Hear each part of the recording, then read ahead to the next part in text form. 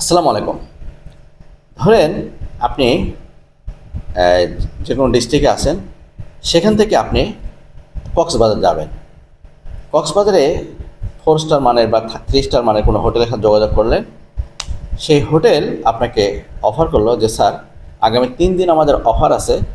আপনি যদি আহ, আজকে বিকেল 5টার মধ্যে বা এই 3 দিনের মধ্যে বিকেল 5টার মধ্যে আমাদের হোটেলে রিপোর্টিং করতে পারেন, তাহলে 50% ডিসকাউন্ট পাবেন।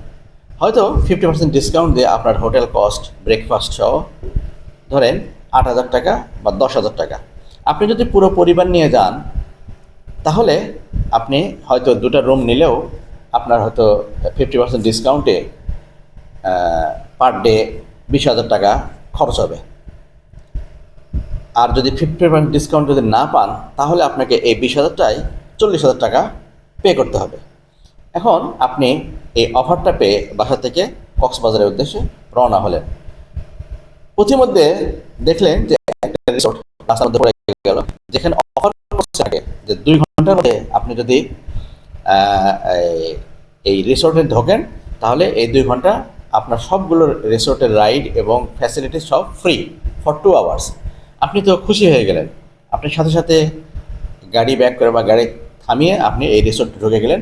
এবং যেহেতু এটা 2 ঘন্টার জন্য ফ্রি ছিল, রিসোর্টে ঘুরে দেখলেন যে এত মানুষের ভিড় যে আপনি হয়তো ভালোভাবে দেখারও সুযোগ পাচ্ছেন না, এমনকি রাইডগুলো এনজয় করারও সুযোগ পাচ্ছেন না।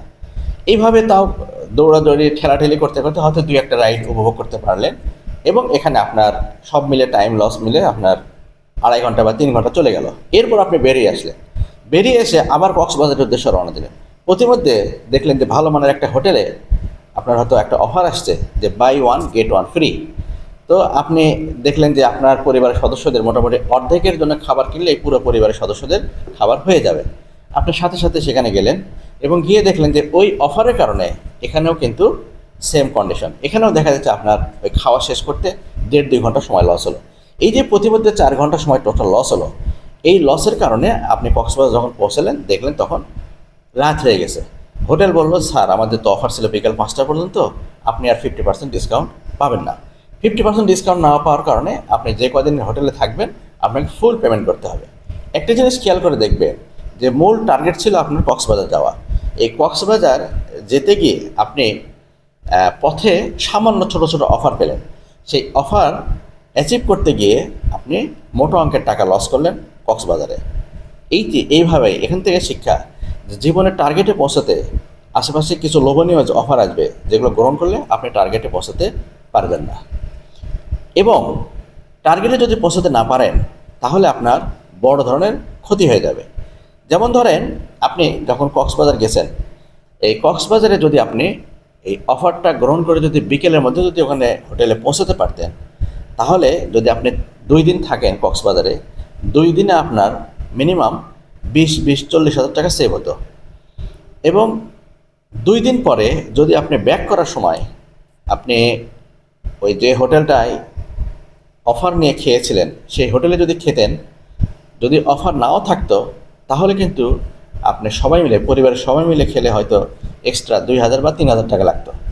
অনুরূপভাবে আরেকটা রিসোর্টে যেখানে 2 ঘন্টার অফারে আপনি ঢুকেছিলেন, সেই রিসোর্টে যদি আপনার পরিবার সদস্য মিলে সবাই মিলে যদি ঢোকেনও কোনো অফার ছাড়াও, তাও হয়তো দেখা যাবে যে 4-5 হাজার টাকার মধ্যে আপনার সবগুলো রাইড শেয়ারিং, রাইড ঘোরা সব কিছু আপনার কমপ্লিট হয়ে যেত। তাহলে দেখা যাচ্ছে যে টোটাল কস্ট আপনার বেশি লাগতো অফার ছাড়া। রিসোর্টে হয়তো 5,000 টাকা, খাবারে হয়তো 2,000 টাকা, এই মিলে আপনার টোটাল হয়তো 7,000 টাকা আপনার এক্সট্রা লাগতো।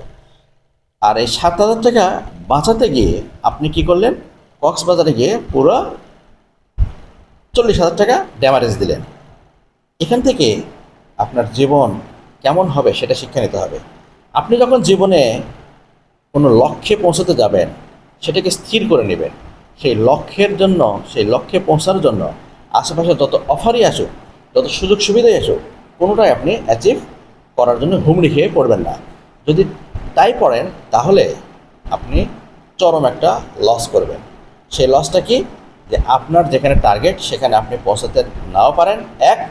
2 নম্বর কথা হচ্ছে যে আপনার যেই টার্গেট নিয়ে, অর্থাৎ যেই সফলতার দিকে দৌড়াচ্ছিলেন সেই সফলতা না পেয়ে আপনার এমনও হতে পারে যে তার চেয়ে নিম্ন সফলতা আপনি পেয়ে পেয়ে গেলেন।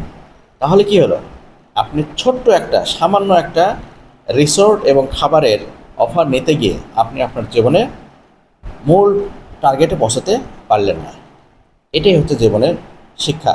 আপনার জীবনের টার্গেটে যাওয়ার জন্য বা যাওয়ার পথে আশেপাশে অনেক লোভনীয় অফার থাকবে। সেই অফারগুলোকে যদি আপনি নেন তাহলে আপনার সফলতা আসবে না। আর যদি সে অফারগুলোকে বাদ দিয়ে আপনি এক টার্গেট ফিক্স থাকেন তাহলে কিন্তু জীবনে সফলতা আসবে। এই গল্পটা আপনি আপনার পরিচিত সবার সাথে শেয়ার করবেন, সন্ততির সাথে শেয়ার করবেন, যেন তারা এখান থেকে শিক্ষা নিয়ে তাদের জীবন করতে পারে। কঠিন কিছু পেতে হলে ছোট ছোট অনেক কিছু ত্যাগ করতে হয়। এটাই হচ্ছে এই গল্পের মূল কথা। আর যদি ছোট ছোট ত্যাগগুলো করতে না পারেন, ছোট ছোট লোভনীয় অফারগুলো যদি ত্যাগ করতে না পারেন, তাহলে আপনার জন্য পথে পৌঁছানো, জীবনের শীর্ষস্থানে পৌঁছানো অনেক কঠিন হবে। এটাই বাস্তবতা।